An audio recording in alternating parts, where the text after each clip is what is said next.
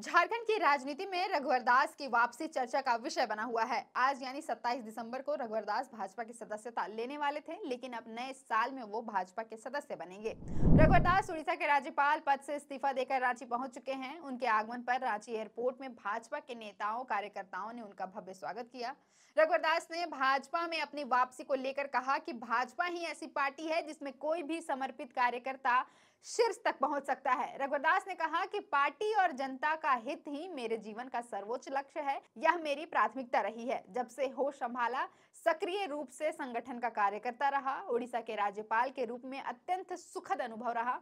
वहां के लोगों ने काफी प्रेम और स्नेह दिया। रघुवर दास ने भाजपा के प्रति अपने प्रेम को जाहिर करते हुए यह तक कह दिया कि मेरी एक ही इच्छा है कि भाजपा सदैव शिखर पर रहे और मैं जब इस दुनिया से विदा लेकर परमात्मा के पास जाऊं तो भाजपा का झंडा मेरे शव पर रहे। मेरी जो भी पहचान है वह भाजपा ने ही दी है। बता दें, उड़ीसा के नए राज्यपाल हरिबाबू कंभमपति 2 जनवरी को भुवनेश्वर पहुंचकर राज्यपाल का कार्यभार संभालेंगे। ऐसे में हरिबाबू के पदभार ग्रहण करने तक रघुवर दास ही तकनीकी रूप से उड़ीसा के राज्यपाल हैं, इसलिए वे अब नए साल में ही भाजपा की सदस्यता ग्रहण करेंगे। रघुवर दास ने कहा कि सक्रिय राजनीति में लौटने का फैसला मेरा निजी था।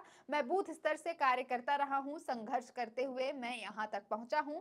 संगठन मेरा स्वभाव रहा है और मेरी इच्छा है कि संगठन का झंडा लहरा कर जाऊं। महाप्रभु जगन्नाथ ने राज्यपाल जैसे पद पर बुला कर रखा और 14 महीने के बाद उन्होंने कहा कि अपनी जन्मभूमि कर्मभूमि में जाओ, इसलिए मैं आ गया हूं और झारखंड में ही रहूंगा। उन्होंने राजनीतिक सवालों का जवाब देने से परहेज करते हुए कहा कि मैं जब बीजेपी में शामिल होऊंगा तो राजनीतिक सवालों का जवाब दूंगा।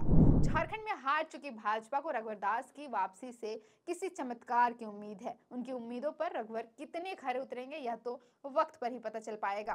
साल 2014 का विधानसभा चुनाव नरेंद्र मोदी के नाम पर लड़ा गया। उससे कुछ महीने पहले ही लोकसभा चुनाव में भाजपा ने झारखंड की कुल 14 में से 12 संसदीय सीट पर जीत हासिल की थी। लोकसभा चुनाव में नरेंद्र मोदी की आंधी चली थी। कुछ ही महीने के बाद हुए विधानसभा चुनाव में भी लोगों के सामने नरेंद्र मोदी का ही चेहरा रखा गया था। नतीजा यह हुआ कि भाजपा ने कुल 81 विधानसभा सीटों में अकेले 37 पर जीत हासिल की। वहीं 2019 के विधानसभा चुनाव में रघुवर दास खुद सरयू राय से हार गए। राज्य भर में भाजपा को सिर्फ 25 सीटें ही मिल पाई।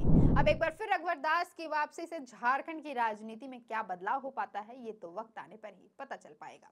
फिलहाल के लिए इतना ही। मेरा नाम है अवंतिका और आप देख रहे थे द फोर्थ पिलर।